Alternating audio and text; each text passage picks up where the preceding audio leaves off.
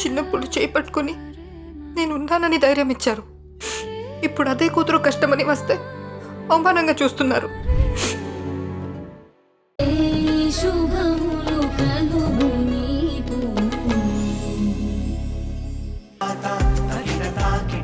మీరు పెళ్లి వద్దన్నారని నాకు తెలిసింది. ఇలాంటి టైంలో మీరు ఎమోషనల్ అయి పెళ్లి వద్దు అని డెసిషన్ తీసుకున్నారు. కానీ అది తప్పని నాకు అనిపిస్తోంది.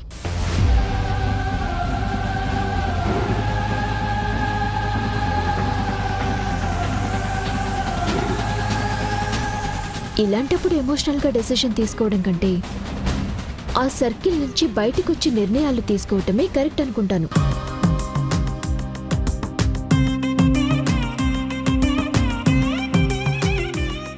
మీ పక్కన ఇప్పుడు మీరు కట్టుకున్న భార్య ఉంటే ఆ బలం వేరండి.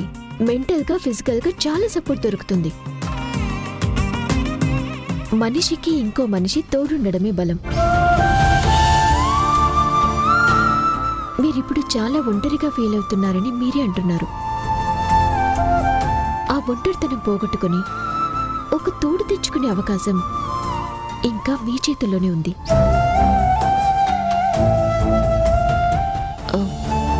ఏం సార్, నేను చెప్తుంది కరెక్టే కదా?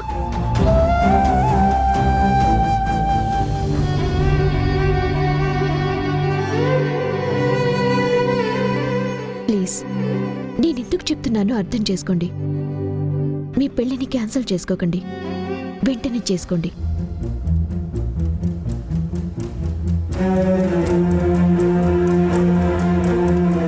నాకు మా నాన్నకంటే ఏది ఎక్కువ కాదు వారాహి.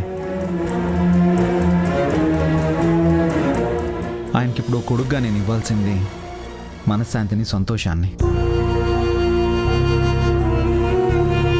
నువ్వు చెప్తున్న పెళ్లి చేసుకోవడం ద్వారా ఆ సంతోషాన్ని, ఆ మనశ్శాంతిని నేను ఆయనకి ఇవ్వలేను.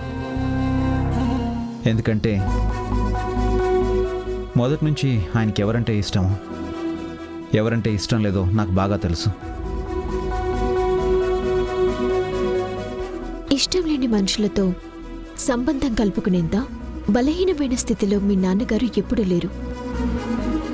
ఆయన ఎంతో కొంత యాక్సెప్ట్ చేయబట్టే ఆ సంబంధానికి ఓకే చెప్పారు. ఆయన ఏం చెప్పారో నేనేం చేశానో మా ఇద్దరికి మాత్రమే తెలుసు వారాహి.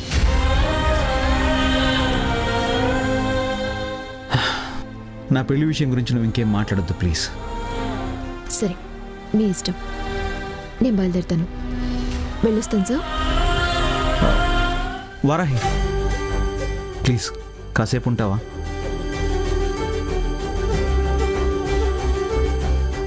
నువ్వే అన్నావుగా మనిషికి మనిషి తోడు ఉండడమే బలమని.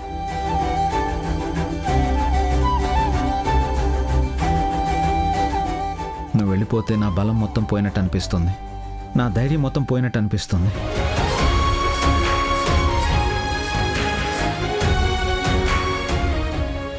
చాలా ఒంటరిగా అనిపిస్తుంది వారాహి.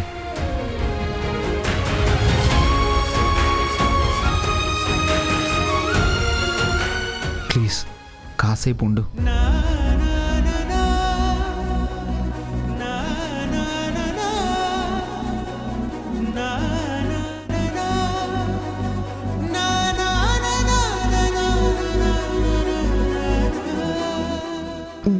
ఓకే, ఉంటాను. Thank you. కానీ నేనొక ఇంటికి వెళ్ళిపోవాల్సిన ఆడపిల్లని కదా. ఇక్కడ ఎక్కువసేపు ఉండటం కరెక్ట్ కాదు. అందుకే మీరు టిఫిన్ చేసే వరకు ఉంటాను. టిఫినా? అవును, సరే. నీకు కూడా నేను ఆర్డర్ చేయనా? అక్కర్లేదు, నేనే తీసుకొచ్చాను. మీరేం వండుకోగలరో నాకు తెలుసు కదా, అందుకే నేనే చేసుకుని తీసుకొచ్చాను. డైనింగ్ టేబుల్ మీద పెట్టిన బాక్స్ అదే, వెళ్ళి తినండి.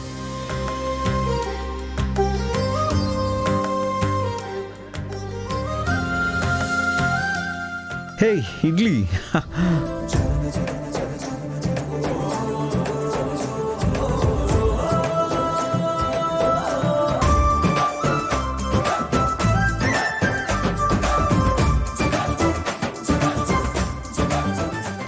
తినండి.